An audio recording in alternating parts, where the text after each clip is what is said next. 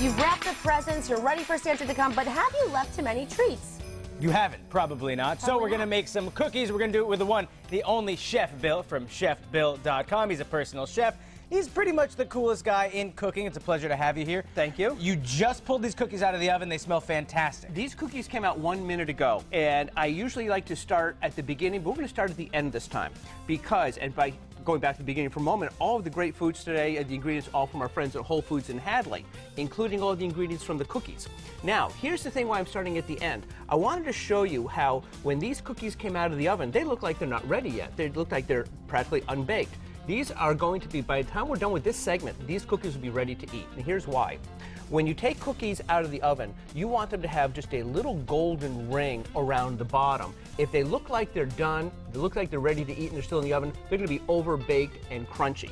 So that's why I want to bring them out to show you how these are still very light colored. They don't look like they're ready yet, and we're going to let them sit. And now we're going to back up and talk about the great cookies. Now, quick question. If you were to take them out and immediately take them off and put them onto an air rack like we have underneath it, yes, would that halt their cooking process? No, they would slow it down. See, also by keeping it on the rack, some cookies you keep on the cookie sheet, some you don't, it is going to continue baking. That's why you wanted the cooler temperature, not the hot temperature of the oven. You've got the heat coming down, coming up from the bottom from the pan, but the cooler atmosphere here, it's not 350 degrees right where we're standing as it is in the oven. So it's going to cool, but still continue to get warmer. But you do want to let them sit, otherwise when you try to take them off, they're going to fall apart. They're going to be just a mush fest. And so it's going to finish baking at this, in effect, this cooler, lower temperature. Okay. So that's why all that works. It seems kind of confusing to jump in at the end that way, but here's how and why that works. Is you've got your cookie batter. See, the great thing about cookies is,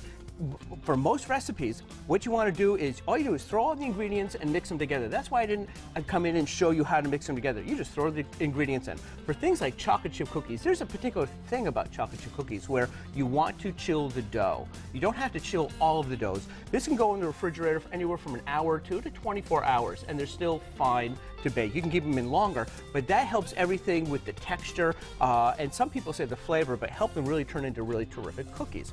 So this has been chilling. Even though we've got the lights here in the kitchen, the dough has been chilling, and I made this last night. So to fast forward, all you do is you make the dough, you put it on the pan, you put them in the oven, and you're done. It's the fastest thing in the world. It might take you 10 minutes to put this together. Cookies these took 9 minutes to bake. Quick and easy. Quick and easy. So for Santa coming, or whoever might be showing up, Hanukkah Harry, perhaps. Perhaps, you don't have to put in a ton of effort, all kinds of baking a cake and decorating a cake. Fast and easy, and you can see this is going to make a ton of cookies. And it's all worth it. It is hugely worth it. It's all worth it. Do we have to spray the bottom of the pan, or is it good to go because of all the butter and good stuff that's in here already? Yes and no. Oh, okay. In the case of the chocolate chip cookies, you do not have to butter the pan. Some recipes you do because they have less amount of butter or margarine or whatever oil in them. So you really do want to look at the recipes for each of those. In the case of chocolate chip cookies, you're absolutely right. There's enough butter in them so you don't have to worry about greasing them. So you don't have to put it in the oven and go, oops, I forgot. So that works out real well too. And also, as you've got one in the oven, you can scoop them out and get the next tray ready. You can use a scoop. If you don't have a scoop, you can use a less than a full tablespoon and drop it down. The great thing is they'll still come out round. It doesn't, you sometimes see funny shaped cookies. It'll work out just fine because it finds its center and bakes perfectly. These start out as a round blob and they finish up as a nice flat. I mean, they could be rectangles, squares, dodecahedrons. It doesn't matter because they're tasty. Exactly. And now one other thing is this is a preferred way to bake the cookies on a flatter. It's called a cookie sheet or a baking sheet, and it doesn't have sides on it. And so because they're for such a short amount of time, the air gets to them much more quickly. However, if you don't have one and if you've got a regular sheet pan like this with the sides, you can still make terrific cookies. It might take a moment or two, maybe a minute longer, but the cookies will come out fine. This is just optimum.